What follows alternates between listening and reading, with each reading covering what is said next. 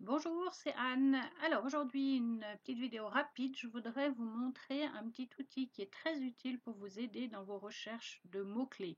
Alors là, je suis dans Google et je vais vous montrer ce que fait ce petit outil. Donc, si je tape par exemple ici cactus, on va dire, bon, je vais essayer en français, je ne vais pas essayer encore, illustration de cactus. Et on voit qu'il ne se passe rien. Alors je vais appuyer dessus pour voir. Alors ici, vous voyez que j'ai des données qui sont rajoutées, qui ne sont pas du tout des données données par Google au départ.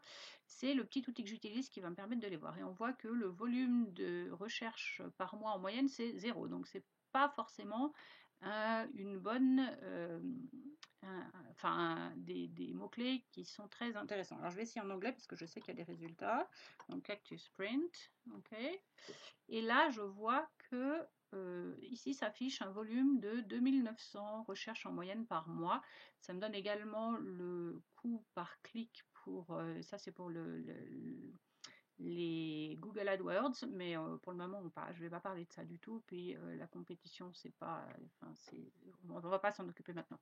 Mais vous voyez qu'ici sur le côté, ça va aussi me donner toute une série de suggestions de mots-clés qui peuvent être liés à ceux que j'ai cherchés. Alors, comment j'obtiens ça? Eh bien, c'est une extension que j'ai installée dans mon navigateur qui s'appelle Keywords Everywhere. Alors ici, je suis dans Chrome. Et donc, pour l'installer dans Chrome, il faut cliquer sur les trois petits points ici, aller dans plus d'outils, extensions, et puis vous cherchez Keywords Everywhere, ici, et voilà. Bon, chez moi, elle est déjà activée, mais vous pouvez l'installer et l'activer.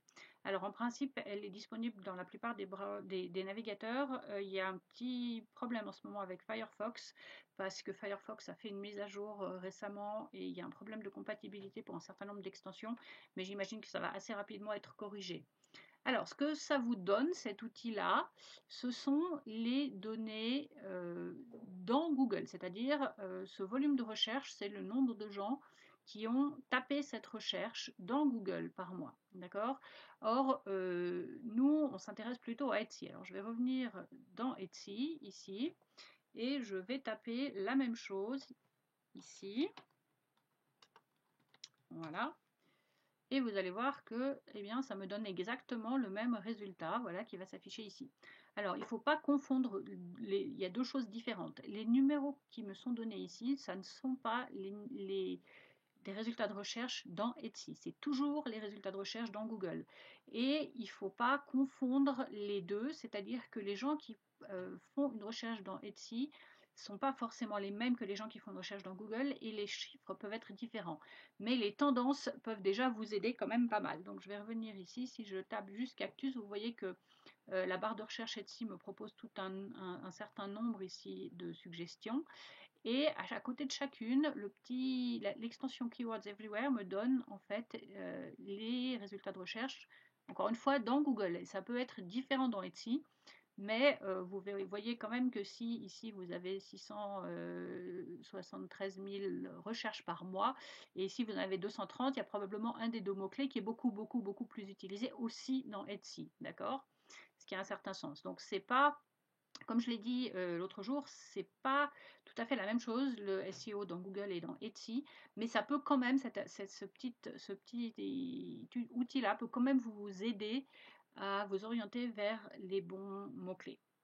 Voilà, c'est tout pour aujourd'hui. Donc, n'oubliez pas de vous abonner avant de partir. Vous pouvez cliquer sur ma petite image de profil qui devrait venir se mettre en surimpression sur la vidéo.